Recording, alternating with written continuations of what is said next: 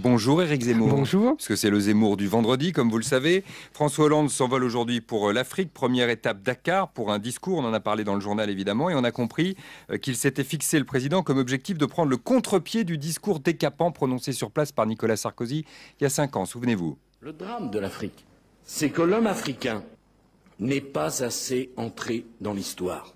Donc fini ces mots, Éric Zemmour. Pour l'Afrique aussi, le changement, c'est maintenant. Oh, l'Afrique et la gauche. Au commencement, c'est toujours beau. On sort les grands mots, les grands principes, on dit droit de l'homme, on dit transparence, on dit respect mutuel. On célèbre en grande pompe la mort de la France-Afrique. Morte 100 fois et ressuscitée 100 fois. Ces combines, ces réseaux, ces magouilles. On crache sans se gêner sur la conduite affreuse, forcément affreuse, de la droite. Jadis, on vilipendait les réseaux gaullistes de Foccart. Désormais, on dénonce rituellement le célèbre discours de Dakar. Ce fut ainsi sous Mitterrand, 81, 88, et puis sous Jospin, 97. Et puis il y a la vie, il y a le temps, et le moment fatal où les vilains intérêts, de la France, mais pas seulement, tuent les beaux discours.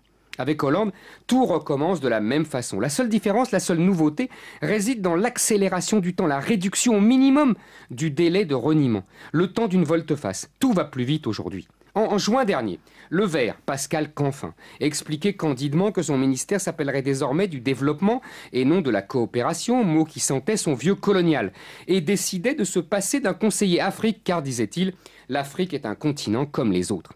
Mais Hollande choisit justement ce moment où le Vert de service nous tenait son prêchi-prêcha bénisseur, pour recevoir à l'Élysée le Gabonais Ali Bongo et le Congolais Sassou Nguesso, modèle insurpassable de bonne gouvernance, comme on dit désormais dans le jargon des organisations internationales. De même, après avoir tensé le président Kabila, qui s'assoit sans façon sur les principes démocratiques, Hollande décidait de se rendre chez lui en République démocratique du Congo pour le sommet de la francophonie. Alors certains diront quand même, Éric, qu'il y a le contre-exemple de l'opération militaire qui se prépare au Mali. Là, pour le coup, la France jure qu'elle ne sera pas en première ligne. Ah bah la gauche, c'est bien connu, c'est la paix. C'est le multilatéralisme, c'est l'ONU. Mais ce maudit Mali en déliquescence risque de devenir l'Afghanistan de la France avec les bandes d'islamistes qui font la loi et menacent notre pays.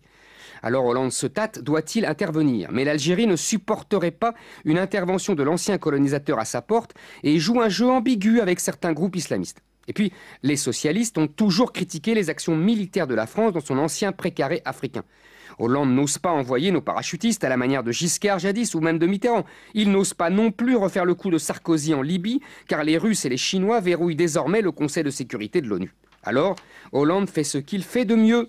Il tergiverse, navigue, hésite. Avec lui, on a deux politiques pour le prix d'une, ou plutôt les deux moments traditionnels de la gauche qui passent toujours du principe de conviction à celui de réalité, mais en même temps, au risque d'une immense confusion, incertitude, du louvoiement comme doctrine. En Afrique non plus, l'anti-sarkozysme ne suffit plus. Éric Zemmour. Merci Éric, bon week-end.